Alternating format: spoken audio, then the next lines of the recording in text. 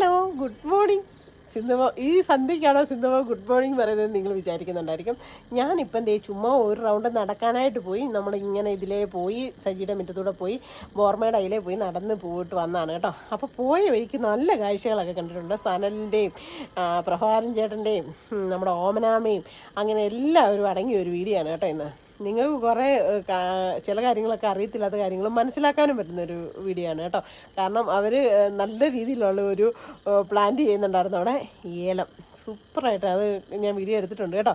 അപ്പം സനൽ അതിനെക്കുറിച്ച് പറഞ്ഞു തരുന്നുണ്ട്. പിന്നെ നമ്മുടെ തങ്കച്ചൻ ചേട്ടനുണ്ട്. അങ്ങനെ ഇന്നത്തെ വീഡിയോ ഒരു പൊളി വൈബായിരിക്കും. അപ്പം ഞാനിതെല്ലാം ചുമ്മാ നടക്കാൻ പോയതാണ്. നടക്കാൻ പോയിട്ട് ഇങ്ങോട്ട് വന്ന വഴിക്കാണ് ഈ അവിടുത്തെ കാഴ്ചകളും കാര്യങ്ങളും ഒക്കെ വീഡിയോ ഒക്കെ എടുത്തത്. പക്ഷേ ഇവിടെ കയറി വന്നു കഴിഞ്ഞപ്പോൾ എനിക്ക് തോന്നി ഇവിടെ നിന്നൊരു ഇൻട്രോയും കൂടെ എടുക്കാതെ അതാണ് ഞാൻ ഇവിടെ ഇൻട്രോ എടുക്കാതെ വിചാരിച്ചു കേട്ടോ. അപ്പോൾ എങ്ങനെയുണ്ട് നമ്മുടെ മിന്നികളെല്ലാം തിളങ്ങുന്നില്ലേ? നല്ല രസമില്ലേ കാണാനായിട്ട്? ഐശ്വര്യപൂർണ്ണമായിട്ട് നല്ല പ്രകാശം ചെരിഞ്ഞ് നിൽക്കുകയല്ലേ? അപ്പോൾ ഇന്നത്തെ ഒരു ഹാപ്പി വീഡിയോ ആയിട്ട് എല്ലാവരും വായോ. അലക്കാൻ കുറച്ചുണ്ട്. പിന്നെ ഈ വേലിയൊക്കെ ഒന്ന് വെട്ടണേ. അയ്യോ വെയിലിൻ്റെയാണ്. വേലിയൊക്കെ ഒന്ന് വെട്ടാമെന്ന് വിചാരിച്ചു ചേട്ടാ. സാധാരണ ഈ വേലി വെട്ടുന്നത്. പക്ഷേ ഇന്ന് ഞാൻ ഓർത്ത് ഞാനങ്ങ് വെട്ടിയേക്കാന്ന്. കാരണം നമുക്ക് കുമാരിച്ചിച്ചിട്ട് കയറി താമസമൊക്കെ വരുന്നുണ്ട്. അലക്കാനായിട്ട് ഇട്ടേക്കുവാണ് മെഷീനകത്തെ. അപ്പം അവനങ്ങോട്ട് കിടന്ന് അലക്കട്ടെ.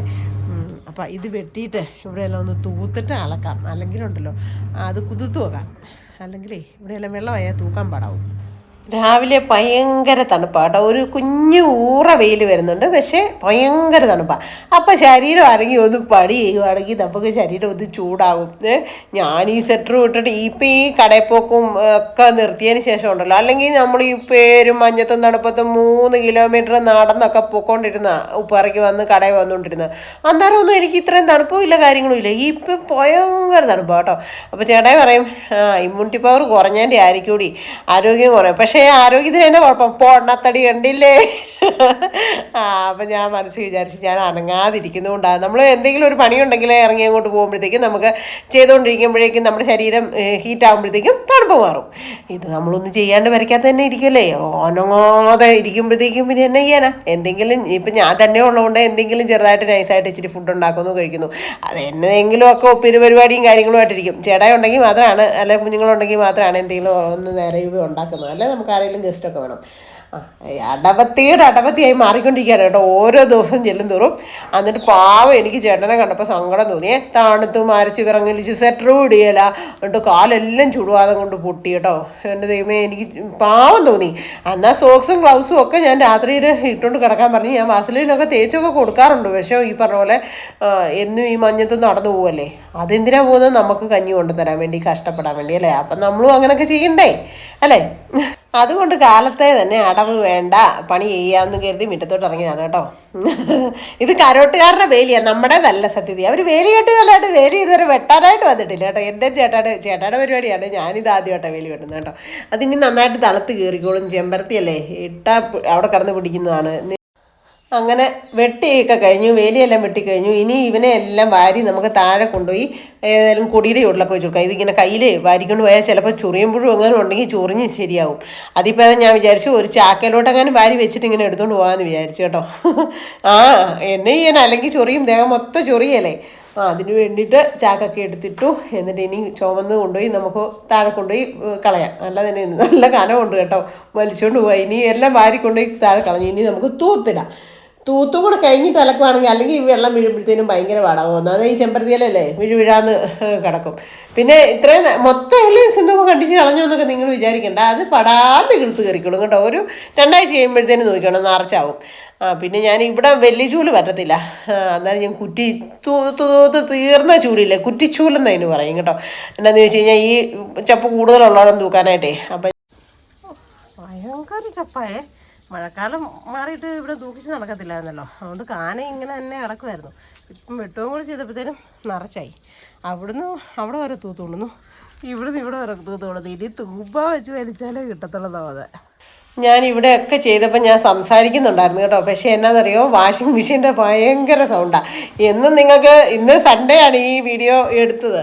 എന്നും അപ്പുറത്തുകാരുടെ അവിടുത്തെ സൗണ്ടായിരിക്കും മിക്ക ദിവസത്തെ വീഡിയോയ്ക്കകത്ത്. ഇനി ഈ ഒരു സൺഡേ ഉള്ളപ്പോഴും കൂടെ സൗണ്ട് കേൾപ്പിക്കണ്ടല്ലോ എന്ന് പറഞ്ഞാൽ കേട്ടോ. മെഷീൻ്റെ സൗണ്ട് ആയതുകൊണ്ടാണ്. വാഷിംഗ് മെഷീനകത്ത് തുണി ഇട്ടിരിക്കുക, അതുകൊണ്ടാണ് പിന്നെ ഞാൻ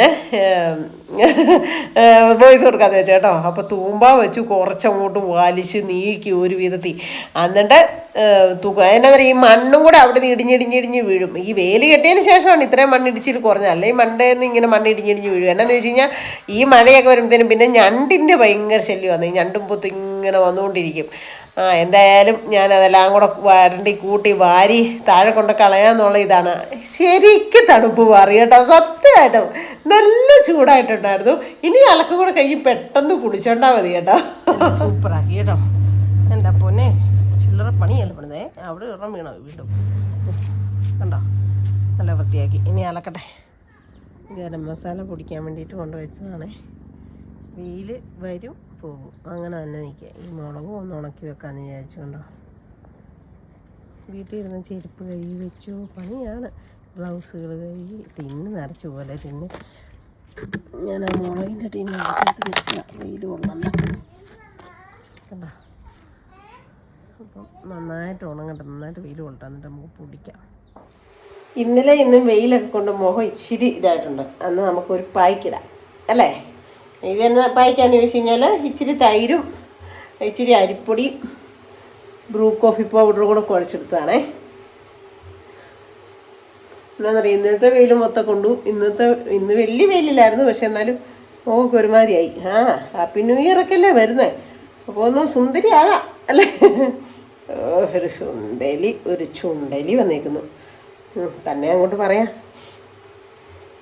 അരിപ്പൊടിയും തൈരും ബ്രൂ കോഫി പൗഡറും കൂടെ മിക്സ് ചെയ്തെടുത്തേക്കുന്ന 3 സാധനങ്ങൾ കേട്ടോ. ഉള്ള ബ്ലാക്ക് ഹെഡ്സൊക്കെ ഒന്ന് പോയി കിട്ടും, അത്രേ ഉള്ളൂ. പിന്നെ ഇപ്പോൾ നല്ല കാറ്റായതുകൊണ്ടുണ്ടല്ലോ അപ്പടിയും ഇതാവുന്നുണ്ട്, അങ്ങോട്ട് വലിഞ്ഞ് മുഖമൊക്കെ. ഞാൻ നേരത്തെ ക്രീമൊന്നും തേക്കില്ലായിരുന്നു, അതുകൊണ്ടിപ്പം ഞാൻ ക്രീം തേക്കും. എനിക്ക് ജ്യോതിയും അവർണയും ഒക്കെ കൊണ്ടുതന്ന ക്രീമൊക്കെ ഉണ്ടായിരുന്നു ഇത്രയും ദിവസത്തേന്.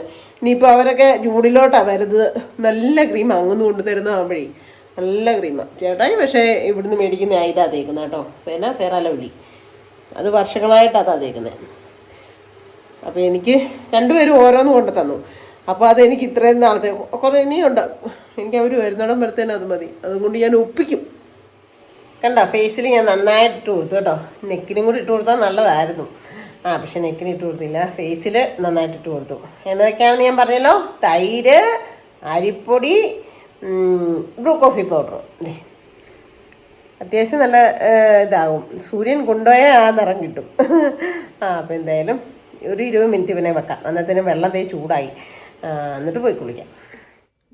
കണ്ടോ, എല്ലാം ഞാൻ വെയിലത്ത് വെച്ച് നന്നായിട്ട് ഉണക്കിയേ. ഇവനെ ഇനി നമുക്ക് പൊടിച്ചങ്ങ് വെക്കുവാണെങ്കിൽ, പൊടിച്ചിട്ട് ചെറുതായിട്ടൊന്ന് തണുത്തിട്ട് വെക്കണം. തണുത്തിട്ട് ടിന്നകത്തിട്ട് വെച്ച് കഴിഞ്ഞാൽ പൂക്കാണ്ടിരുന്നോളും. ഇതെന്തൊക്കെയാണെന്നറിയാം, കറുവാപ്പട്ടയുണ്ട്, പെരിഞ്ചീരകമുണ്ട്, ഏലക്കയുണ്ട്, ഗ്രാമ്പുണ്ട്. ഇതിന് തക്കോലം എന്ന് കണ്ട പറയുന്നല്ലേ ഇത്, ഈ പൂവ് തക്കോലമുണ്ട്. പിന്നെ ഈ ഒരു ഈസ്റ്റ് മാതിരി ഒരു ചെറിയൊരു സാധനമുണ്ടല്ലോ, അതിന് പറയുന്നത് വേറെണ്ടെന്ന് എനിക്കറിയത്തില്ല, അതുണ്ട്. അപ്പോൾ ഇതെല്ലാം കൂടെ ചേർത്ത് പൊടിച്ചിട്ട് ആണ് ഗരം മസാല റെഡിയാക്കുന്നത് കേട്ടോ. അപ്പോൾ ഇവനെ ഒന്ന് പൊടിച്ച് സെറ്റാക്കി എടുക്കട്ടെ. അപ്പം ഗരം മസാലയൊക്കെ പൊടിച്ച് സെറ്റാക്കി കേട്ടോ. റൂമിനകത്ത് നിറച്ച് നല്ല സ്മെല്ലാകും ഗരം മസാല പൊടിച്ച് കഴിഞ്ഞാൽ. ഇനി ഞാനേ ഒന്ന് ചെറുതായിട്ട് ഈ നമ്മൾ പൊടിക്കുമ്പോൾ ചെറുതായിട്ടൊന്ന് ചൂടാകുമല്ലോ, അത് നന്നായിട്ടൊന്ന് തണുത്ത് കഴിഞ്ഞിട്ട് നമുക്ക് ടിന്നകത്ത് എടുത്ത് അടച്ച് സെറ്റാക്കി വെക്കാം കേട്ടോ. ഇത് സനലിൽ ഇവിടെ നിന്ന് ഏലം പണി ചെയ്യുക കേട്ടോ. ഓ, നല്ല അടിപൊളി കാറൊക്കെ കണ്ടോ, കാറയിലൊക്കെ എങ്ങാണ്ടോട്ട് പോകുന്നുണ്ട്. ഓ അയ്യോ, നോക്കിക്കേ 3-4 അവന്മാരുടെ കുളി സീൻ കണ്ടോ. എന്നാ നോക്കിയോ, അങ്ങോട്ടും ഇങ്ങോട്ടും വഴക്കാണേ. ഇത് കണ്ടോ, നമ്മളവിടെ വരുന്നവന്മാരാ കേട്ടോ, സൈക്കിളൊക്കെ ആയിട്ട് വരുന്നില്ലേ. അടുത്ത താരങ്ങളൊക്കെ വരുന്നു. തങ്കച്ചൻ ചേട്ടൻ വരുന്നു. ഓരോരുത്തർ സന്ധ്യ ആയപ്പോഴത്തേനും പുറത്തോട്ട് പോകുന്ന കേട്ടോ. നിങ്ങൾ എന്നെ കൊണ്ട് വീഡിയോ എടുക്കാൻ പറഞ്ഞിട്ട് ഞാൻ ഫോൺ എടുത്തോണ്ട് വന്നിട്ട് എവിടെ പോയിക്കുവാ? നിന്റെ കൃഷിയെക്കുറിച്ച് പറയണേ, എവിടെ വേടാ? അതെ, ഏലം വലിയ നിറച്ച് ഏലക്ക ഉണ്ടാകുന്ന ഏലം എല്ലാം വലിച്ചു കുറച്ച് കളഞ്ഞിട്ടിട്ടേക്കുന്നത്, അതാണോ കൃഷി?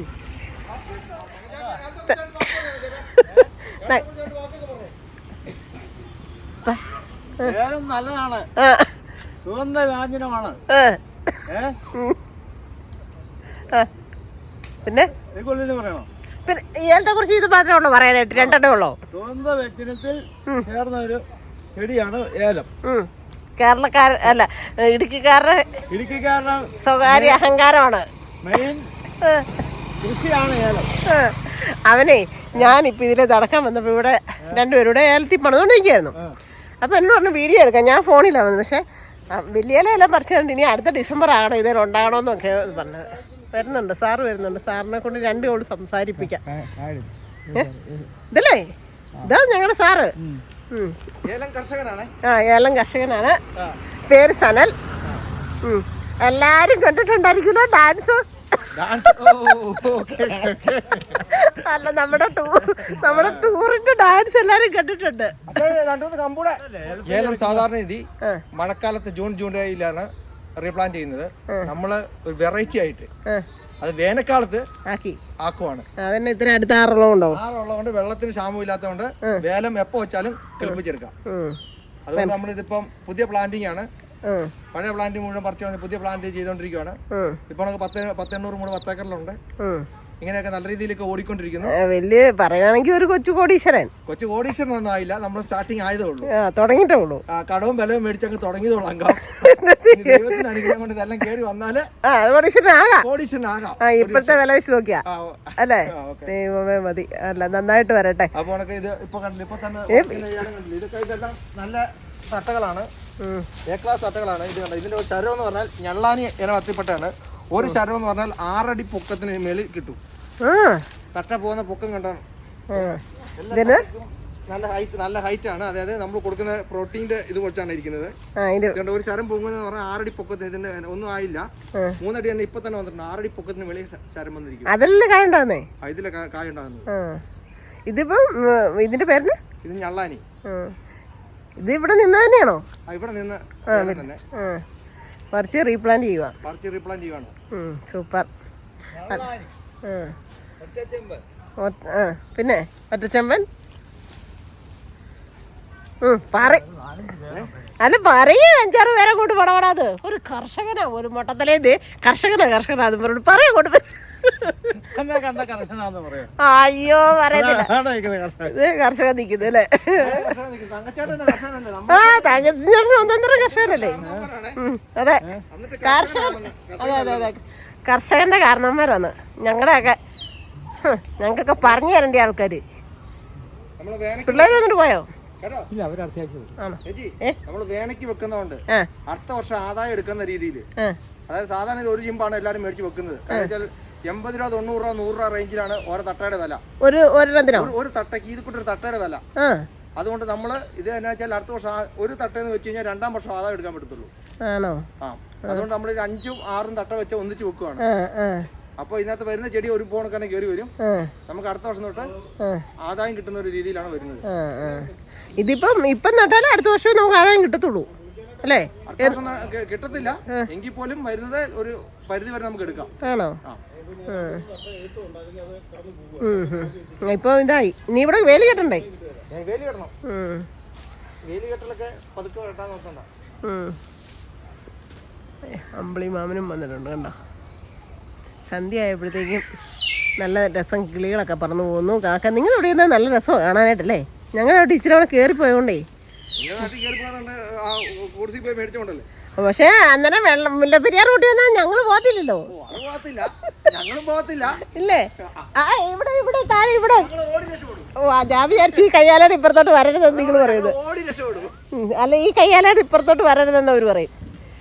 മുല്ലപ്പെരിയാർ പൊട്ടിയാലേ ഇതിൻ്റെ ഇപ്പുറത്തോട്ട് വരരുത്. ശരിയായിട്ട് വിളക്കും കത്തിച്ചു കണ്ടോ. പണ്ടൊരു ദിവസമേ ഞാനിവിടെ ഈ നടയിൽ കൂടെ എല്ലാം ദീപം വെച്ചൊക്കെ കാണിച്ചതെന്ന് ഓർക്കുന്നുണ്ടോ? അവനാമ്മയാണെന്ന് പറഞ്ഞത് ഡാൻസ് പാട്ട് അല്ല, ഡാൻസ് ഇല്ല, പാട്ട് പാടിയത് കേട്ടോ. ഇവിടുത്തെ വിളക്ക് കണ്ടിട്ട് പോകാം. സിന്ധമ്മ കുളിസീൻ എടുക്കൂടാ, അവിടെ നിന്ന് പറയുന്നുണ്ട് കേട്ടോ. സിന്ധമ്മ കയറിപ്പോയില്ലടാ, കുളിസീൻ എടുക്കൂടാ എന്നോ വരുന്നുണ്ടോ ഇതിനെക്കട്ടെ. ഞാനുണ്ടല്ലോ 4 മണിയായപ്പം വിശന്നപ്പം ഒരുകൂട് വന്ന് മേടിക്കാമെന്ന് പറഞ്ഞുകൊണ്ട് വന്ന വരവാണ്. ബോർമേൽ അന്നേരമാണ് സനലൊക്കെ അവിടെ റീപ്ലാന്റേഷൻ ചെയ്യുന്നത്.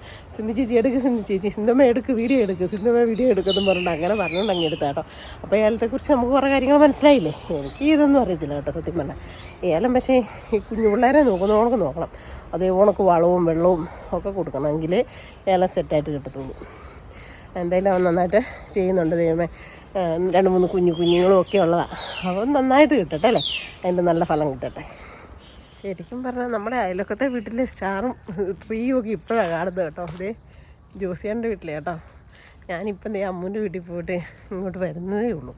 അന്നേരം ഇത് കണ്ട നല്ല കാഴ്ചയല്ലേ നമ്മുടെ വീട്. അതേ കല്യാണിയുടെ വീട്ടിലെ സ്റ്റാർ കാണണോ, കല്യാണിയുടെ വീട്ടിലെ ഡെക്കറേഷനും സംഭവം കണ്ടോ, കണ്ടോ. അവരെല്ലാവരും കഥ പറഞ്ഞിട്ട് വരയ്ക്കകത്ത് കയറി വന്ന് വിളക്ക് കത്തിച്ചിട്ട്. അപ്പം നമ്മുടേത് ഇങ്ങനെ വരുമ്പോൾ ഉള്ള കാഴ്ച ഞാൻ കാണിച്ചു തരാം കേട്ടോ. ഒരു സൈസ് ഈച്ചയാണ് സന്ധ്യ ആയി കഴിഞ്ഞ്. അതെന്നാന്നറിയോ, ഇതെല്ലാം കൂടെ നമ്മൾ ഇടുമ്പോഴത്തേക്കും ഭയങ്കര വെട്ടമല്ലേ. അതാണേ. എങ്ങനെയുണ്ട് നമ്മുടെ സ്റ്റാർ? സൂപ്പറാണോ നമ്മുടെ സ്റ്റാർ? അങ്ങനെ അതിന് 2-3 ലൈറ്റ് കത്തുന്നില്ല കണ്ടോ. സ്റ്റാർ 2-3 എണ്ണം കത്തുന്നില്ലല്ലോ. ഇടയ്ക്കിടയ്ക്കാണ് കത്തുന്നത് കേട്ടോ. കണ്ടോ, സൂപ്പറാണോ? Wow super. ഇങ്ങനെയുണ്ടായത് ഇപ്പോൾ പറഞ്ഞേ. Wow super. ഇത് ഇവിടെ പിടിപ്പിച്ചുകൊണ്ട് നല്ല കേട്ടോ. വേലിയയിലൊക്കെ വെള്ളം ഇട്ടാലേ നല്ല കളറുള്ളൂ. ഇതേ ചേട്ടായി കൊണ്ട് ഈ മഞ്ഞയൊക്കെ പിടിപ്പിച്ച് വെച്ചിട്ട് കളറില്ല കണ്ടോ. പുറത്തുനിന്ന് വരുമ്പോഴത്തേക്കും നമ്മുടെ വീടിൻ്റെ ഒരു കാഴ്ച എങ്ങനെയുണ്ട്?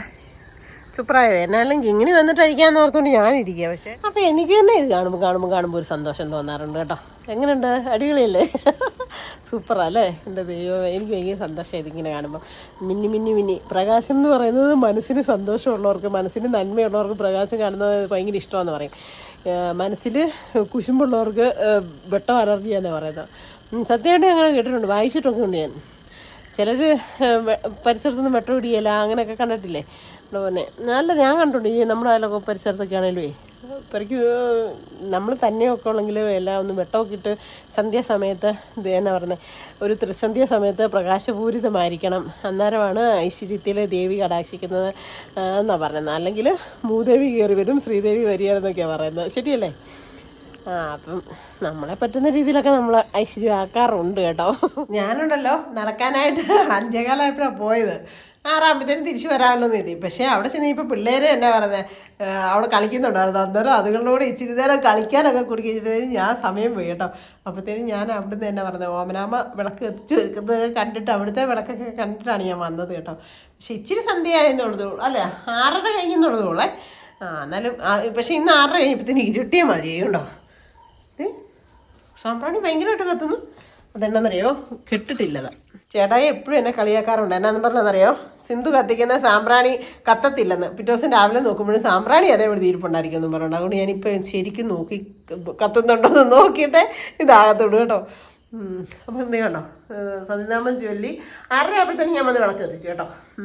എൻ്റെ ദൈവമേ, അതിനിടയ്ക്ക് നമ്മൾ അമ്മൂൻ്റെ അവിടെ കയറി അമ്മൂൻ്റെ കൊച്ചിൻ്റെ 2-3 എന്നാ പറയുന്നത് റീൽസൊക്കെ എടുത്തു. അതുകൊണ്ടാണ് ഇച്ചിരി സമയം സന്ധ്യ ആയത്. കുഴപ്പമില്ല എന്നാലും അല്ലേ. വിളക്കൊക്കെ കത്തിച്ചു, പ്രാർത്ഥിച്ചു. ഇനി പോയി വന്നും ചായയും കഴിക്കട്ടെ. അതുകൊണ്ട് എൻ്റെ കാല് മൊത്തം ചുടുവാദം മൂലം പൊട്ടിക്കറി കേട്ടോ. വേദന എടുക്കുവാണേ. ഇന്നലെ എന്നോട് പറഞ്ഞു മര്യാദയ്ക്ക് ഇച്ചിരി ഇത് കൂട്ട് തേച്ചിട്ട് സോക്സ് എടുത്ത് റെഡി മര്യാദയ്ക്കെന്ന് പറഞ്ഞു. ഞാനതിട്ടില്ല. അതിന് ഇന്ന് വന്നിട്ട് വേദനയാണെന്ന് കണ്ടപ്പോൾ എൻ്റെ ദൈവമേ പാവം.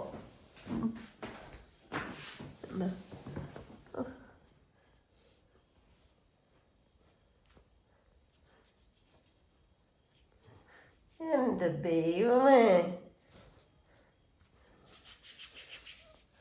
വിരലിൻ്റെ അവിടെ എല്ലാം ഉണ്ട്. അയ്യോ കാറ്റ് കാരണം ഞാൻ പരിക്കകത്ത് പുറത്തിറങ്ങുന്നില്ല. എന്നിട്ട് എനിക്ക് ഇത്രയും പ്രശ്നം. അയ്യോ തൊഴിലുറപ്പ് ഇനിയിപ്പോൾ തുടങ്ങുമ്പോഴത്തേനും എന്നാവും അറിയത്തില്ല. അന്നേരം പോകുമ്പോഴത്തേക്കും ഇങ്ങനെ പൊട്ടിക്കൂ. ഞാൻ ഇങ്ങനെല്ലാം പോയി കാലൊക്കെ വൃത്തിയാക്കി നോക്കി. പക്ഷെ എന്നാണ് എൻ്റെ മുന്നേ നല്ല കാലമായിരുന്നു, അത് മൊത്തക്കുളമായി. അപ്പോൾ ചേട്ടായുടെ കാലയിലുണ്ടല്ലോ ഇച്ചിരി കൂടെ പൊട്ടി ചൊകര വന്നിരിക്കുക ഇതേൽ കേട്ടോ. അപ്പോൾ എന്നോട് പറയടി നീ അതൊന്ന് കാണിക്കണേ, നിൻ്റേത് ഇച്ചിരി ചെറിയ വേദന എടുത്തപ്പോഴേ നീ ഇത്രയും പറഞ്ഞില്ലേ എന്ന് ഞാൻ അങ്ങോട്ടും ഇങ്ങോട്ടും പരസ്പര ഒരു എന്നാ പറയുന്നത് സ്നേഹവും ബഹുമാനവും ഒരു റെസ്പെക്റ്റും ഒക്കെ വേണം മനുഷ്യരാണെങ്കിൽ, ഭാര്യ ഭർത്താക്കന്മാരാണെങ്കിൽ. അപ്പോൾ രണ്ട് കാലിലും ഞാനും തേച്ചിട്ട് ഇട്ട് കൊടുത്തിട്ടുണ്ട്. സാമവേദം ഉണർത്തിയ സ്വാമിയേ സ്വരപൂജാമലരാക്കി തീർക്കണേ.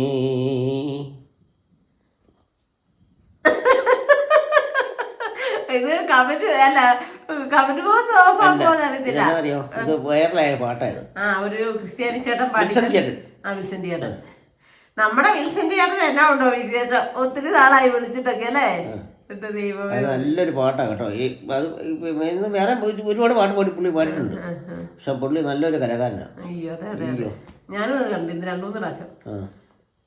അടിപൊളി എന്ന് പറഞ്ഞാൽ അടിപൊളി, ഒന്നും പറയാനില്ല.